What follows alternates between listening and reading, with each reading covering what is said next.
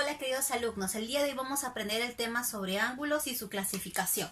Recordemos que un ángulo es la unión de dos rayos que tienen un mismo origen, el rayo OA y el rayo OB.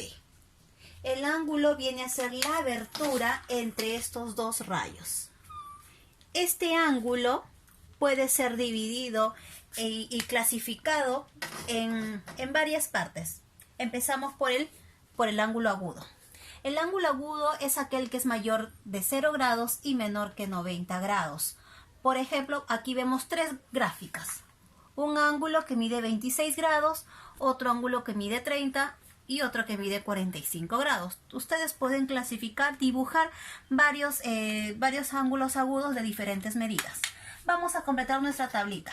¿Cuánto mide la medida del ángulo AOB? El ángulo AOB es 26 grados. La medida del ángulo POQ, en este caso, es 30 grados. Y en el ángulo SOT es igual a 45 grados. En el centro siempre se coloca la letra que viene a ser el vértice en común.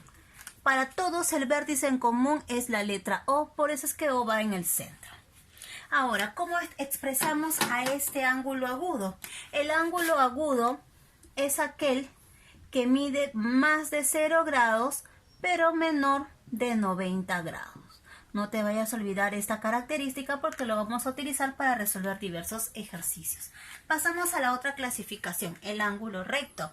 El ángulo recto es aquel que mide 90 grados. Como podemos ver aquí en las gráficas, tenemos al ángulo AOB colocado un cuadradito que va a representar el ángulo de 90 grados.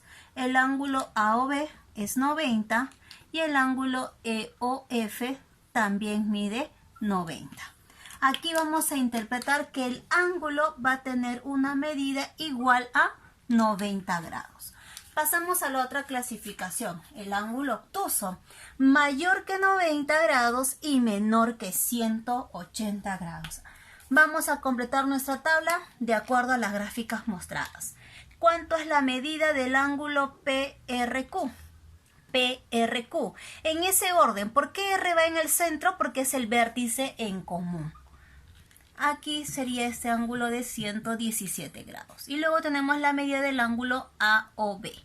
Y en este caso es de 99 grados. ¿Cómo interpretamos a este ángulo desconocido?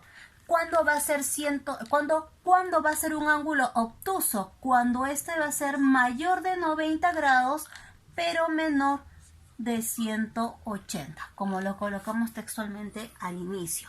Luego, por último, tenemos al ángulo llano. Característica porque este ángulo es la mitad del ángulo de una vuelta. En este caso va a medir 180 grados y les puse en tres posiciones: horizontal, vertical y en forma oblicua o diagonal. Estos rayos, observamos al inicio, ¿te acuerdas que yo te expliqué que el ángulo es la unión de dos rayos? Y que la abertura viene a ser el ángulo y este es el punto en común, el vértice. Pero ¿qué pasa si estos dos rayos se colocan opuestos? O sea, OA está opuesto al rayo OB. O si deseas al revés, aquí A y acá B. ¿Qué sucede con estos dos rayos? Al estar opuestos, el giro que han dado es de 180 grados. Por eso que acá interpretamos el ángulo llano como la medida de 180 grados. Vamos a completar nuestra tablita.